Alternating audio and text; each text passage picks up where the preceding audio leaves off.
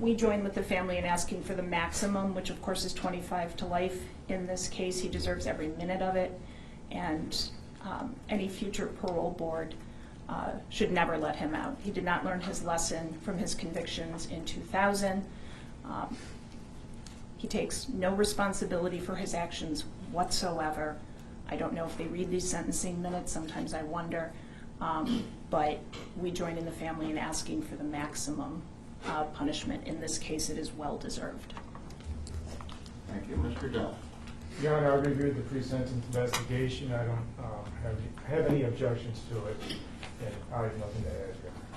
Now, Mr. Dell, you know under the law I'm required to ask if your client has anything to state on the record, so I'm doing that now. Yes, Your Honor. Go ahead.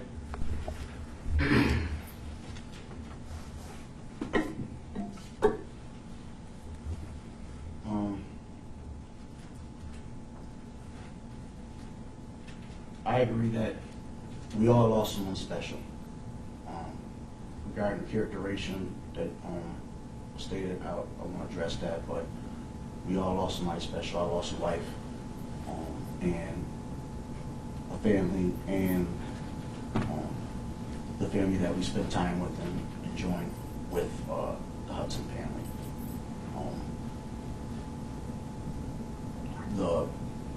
Some of the stuff that I understand that she stated that they didn't get. My family dropped it off to the police station when I called them, and so that they can drop it off. I don't know what happened from there, but my family tried to do the best for that. As I said, I love my wife, and she's gone, and she was taken from not only them, but from all of us. She was special, and it's hard to console as they feel as well that she's really gone.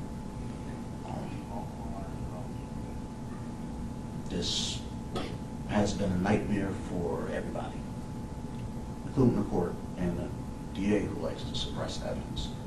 However,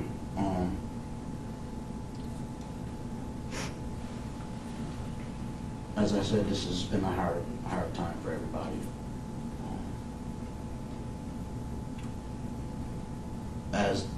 Even though I got found guilty of these charges, obviously with the evidence not being 100% provided so that we can utilize the truth-seeking function and the fact-finding procedure, which would have benefited the public at large and the family, because there's things that the family don't know about and everything else that may have changed the whole outcome of this case, and we could get justice for all of us.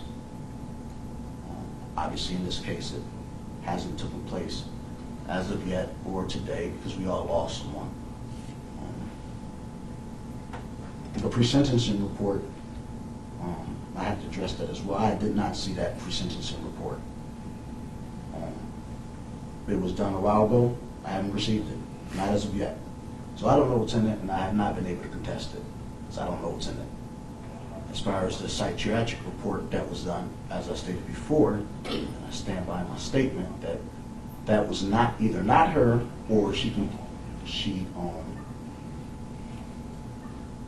committed malpractice, and I would love to have the medical examining board review this and due process violations that has continued in this case. See, I'm here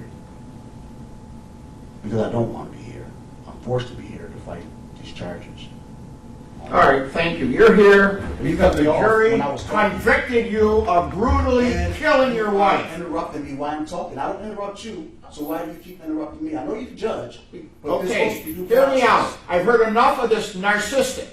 You're a narcissist, and I'm not going to put this It's not family like you're a again. narcissist because you're talking and you're going all. Shut his microphone off, Yeah, and if you yeah, keep yeah. talking, I'm going to do it without you. You'll be in there. I've heard enough from you. You killed your wife. A jury of 12 convicted A you. white jury that did not have any black jurors on there, and that's not law. That is a setup. So you want to send me out there, I go out there, but you know what the law is, and you haven't followed it. And neither has you, and neither has All you. right. Everybody sat here and Hear me out. Shut up. I'm not going to shut up. Get him out of here. Get out of here. You don't have to- I want to apologize to these children. And I'm so sorry for some reason your mother ever ran into this guy. I wanted to tell him, but I couldn't take it anymore. How he could disregard the love of his child and his two stepchildren by taking a shotgun. And what I heard at this trial, he missed the first shot. He blew her finger off and, from my understanding, hit her shoulder. He could have stopped. And I want to tell him that, but it wouldn't have done any good. So, unfortunately, under the law, I cannot send him to jail for the rest of his life without any chance of parole. But I will give him the maximum, because if anybody deserves it, he does. It is a judgment of this court that upon his conviction for the crime of murder in the second degree, that he be sentenced to an indeterminate term of imprisonment, which will have a maximum of life. The court hereby imposes a minimum of 25 years, plus the maximum fine of $5,000.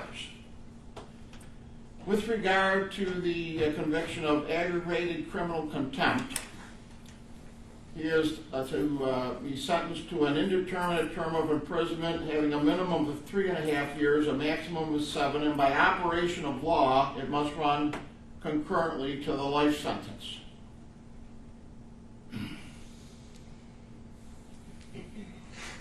Now, on the misdemeanor charges of 3 counts of endangering the welfare of a child, he is fined the maximum $1,000 for a total of $3,000. Now, the surcharge on the felony is $300, crime victim assistance fee is $25, and a $50 DNA databank fee.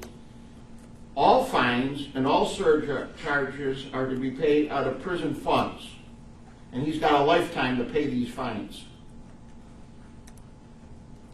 He has 30 days on which to file a notice of appeal, and I will write a letter. I want the family to know. I will write a letter to the parole board using the strongest language possible that he never ever sees the light of day. That concludes the sentencing.